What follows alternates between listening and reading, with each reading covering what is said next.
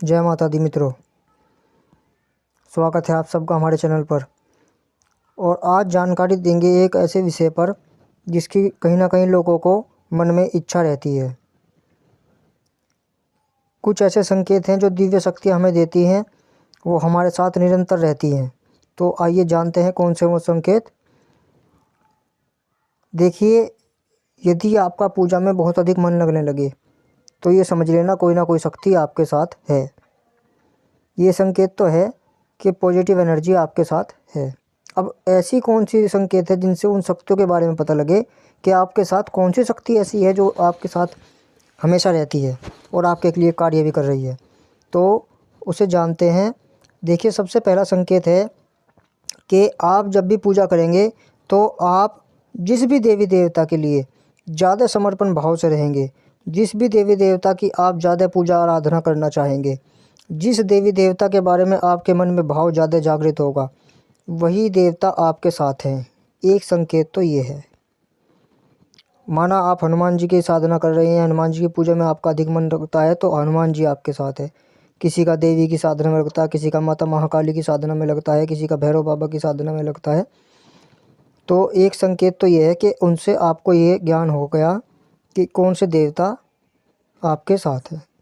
दूसरा संकेत क्या है? दूसरा संकेत ये है, जब आपका मन बहुत अधिक दुखी रहता है या आपका कोई कार्य बनता बनता बिगड़ जाता है या कार्य आपका कोई नहीं बन पाता, तब आप जिस भी देवी देवता के सामने अपने भाव प्रकट करते हैं, अपनी उन परेशानियों को रखते हैं और उन परेशानियों को रखने में आपके अंदर का भाव इतना जाग जाता है कि आपकी आंखों से आंसू भी निकलने लगते हैं।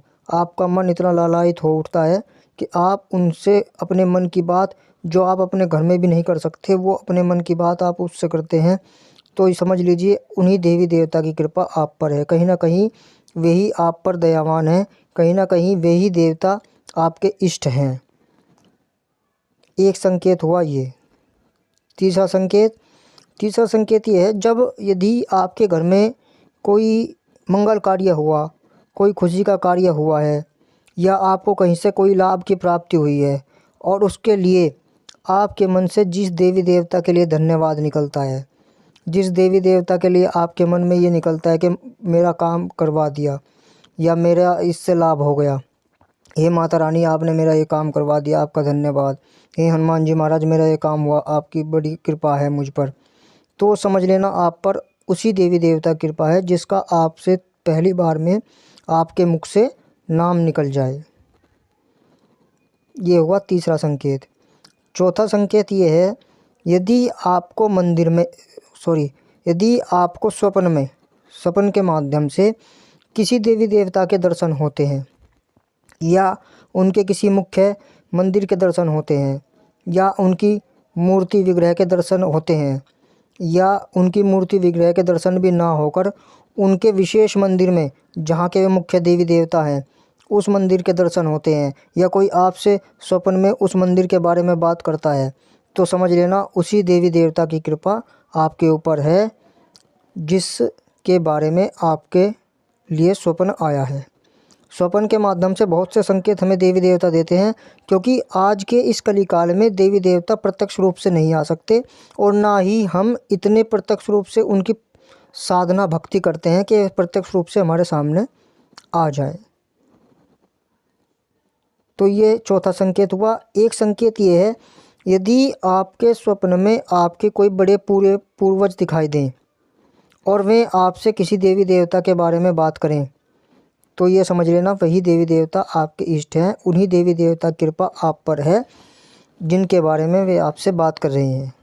यदि आपको सपने में मृत परिजन दिखाई दें और वे आपसे आशीर्वाद देते हुए दिखाई दें या आपको लाड़ प्यार करते दिखाई दें या आपके लिए कोई कार्य करते दिखाई दें या आपको कुछ भेंट देते दिखाई दें, तो ये समझ लेना कि आप पर आपके पूर्वजों यानी पितरों की कृपा है।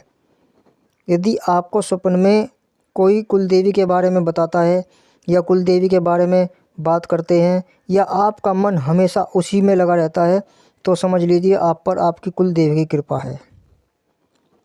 ये 5वां संकेत हुआ। एक छठा संकेत है जो बहुत ही बढ़िया संकेत है और जिससे कहीं ना कहीं आपको 100% आपको पता लग जाएगा कि आप पर किस देवी देवता की कृपा है।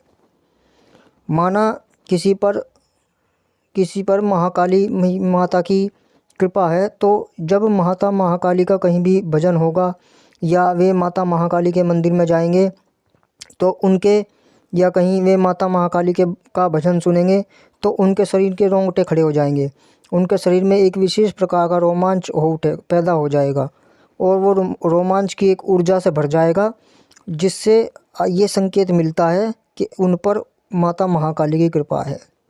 यदि हनुमान जी का भजन सुनेंगे तो हनुमान जी के किसी का मन लग रहा है तो हनुमान जी की उस पर कृपा है। यदि कृष्ण भगवान जी का भजन सुन रहे हैं और उस समय रोंगटे खड़े हो जाएं तो समझ लेना कन्हैया जी की कृपा है। तो ऐसे ही न जाने कितने संकेत ऐसे हैं जो सारे वीडियो में बता पाना असंभव सी बात है, क्योंकि समय का अभाव हमारे पास बहुत रहता है, इसलिए हम ज़्यादा वीडियो भी नहीं बना पाते। तो कहीं ना कहीं आपको ये संकेत मिलते रहते हैं।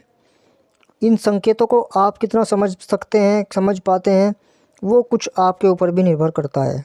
और जैसा कि मैंने आपको पहले भी कई बार बताया है, जिस देवी देवता के प्रति आप समर्पण भाव रखेंगे वे देवी देवता आपके साथ निष्पक्ष और हर समय आपके साथ रहेंगे। तो ये थी एक छोटी सी जानकारी जो मैं आपको देना चाह रहा था। आपको किसी भी प्रकार की कोई भी जानकारी पूछनी हो तो आप कमेंट बॉक्स में कमेंट कर सकते हैं। चलिए मिलते हैं अगली वीडियो में, तब तक के लिए जय माता दी।